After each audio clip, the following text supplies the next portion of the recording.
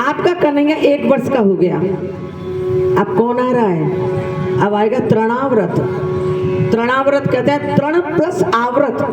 जब देखा ना बबूड़ा बवंडर होता ना, अब गर्मियों में जब कल आया था एकदम बबूड़ा सा ऐसे, बवंडर कहते हैं इसको।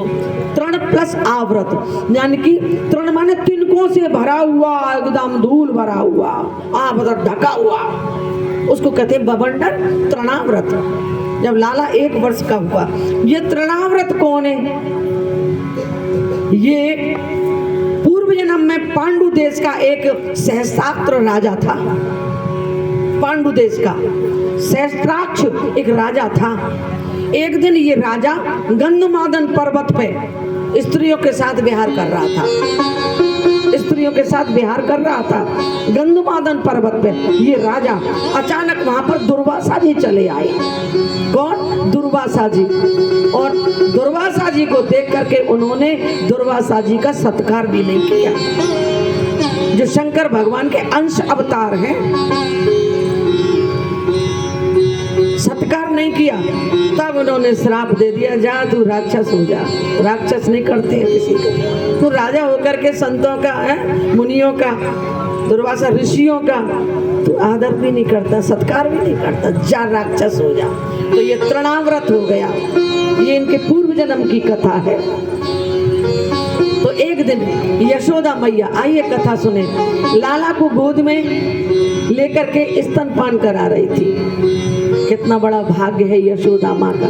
जन्म नहीं दिया है लेकिन लाला मिल गया। कैसे मिल गया? क्योंकि यशोदा मैया ने और नंद बाबा ने पहले जन्म में भारी तपस्या की थी। भगवान ने उनको दर्शन दिया, वरदान के लिए कहा, तो कहा कि मैं लीलाओं का दर्शन करती रहूं। बस ये नहीं कहा कि मेरे कृष्ण तुम पुत्र बन के आ जाओ, नहीं, मैं कृष्ण की लीलाओं का दर्शन करूं। इसलिए भगवान लीलाओं का दर्शन करा रहे हैं। तुम भी लीलाओं का दर्शन कर रही हो, ये तुम्हारा कोई पुण्य है, ये कोई तप है जो तुम लीलाओं का दर्शन कर रहे हो। तुम भी भाग्यशाली हो, महान, तुम कम नहीं हो यशोदा से। अब कोई आज आ जाए कल नहीं आए, इसका मतलब ये प्रेम नहीं है ये भगवान से। ये मौका नहीं मिलेगा बार बार। अब आप सोचा रोज तो कथा है रही है, सुनिएंगे कहीं, रोज सुनिएंगे तो सुनते रहो। सदा सेव्याम श्रीमद् भागवती कथाम।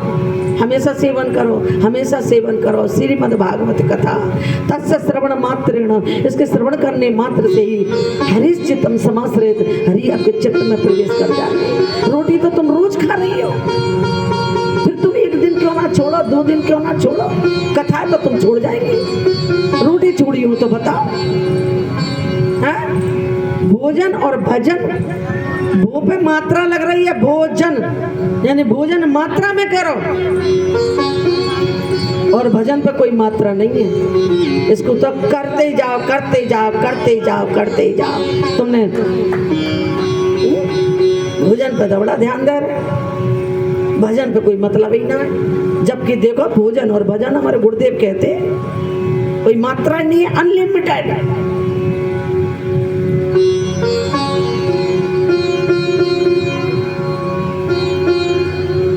भोजन पे मात्रा है। अब भगवान ने मात्रा लगा दी हमारे भोजन पे, तो हम क्या करें? कोई संभाल रहा है? लगा दी मात्रा।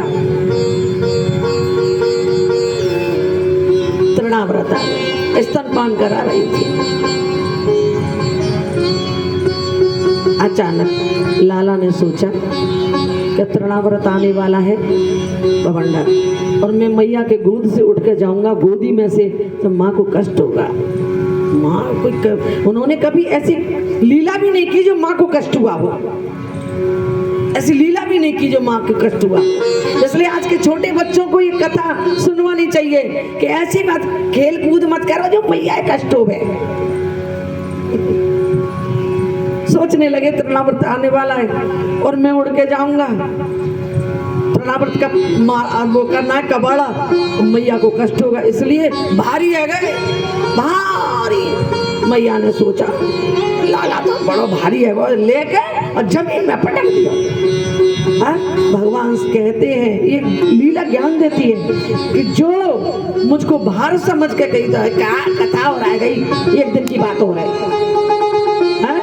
और भगवान इस लीला को करके सिर्फ दिखा रहे हैं कि जो मुझे बाहर समझे और बाहर समझ के पटक दे, वहीं बवंडर आते हैं, ताली बजानी पड़ेगी, वहीं तृणाव्रत आते हैं।